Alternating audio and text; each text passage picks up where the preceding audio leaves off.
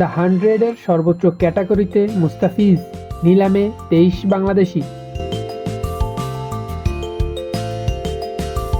Draft পদ্ধতিতে খেলোয়াড় দলে ভেড়াতো দ্য 100-এর ফ্র্যাঞ্চাইজিগুলো এবারই প্রথম নিলাম পদ্ধতি চালু করা হয়েছে।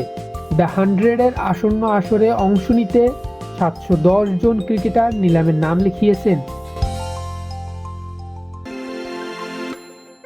এখানে রয়েছেন 23 জন বাংলাদেশি ক্রিকেটারও। দ্য 100-এর নিলামে সর্বোচ্চ রিজার্ভ প্রাইস 1 লাখ পাউন্ডের ক্যাটাগরিতে আছেন টাইগার পেসার মুস্তাফিজুর রহমান। এছাড়াও 75,000 পাউন্ডের তালিকায় রিশাদ হোসেন,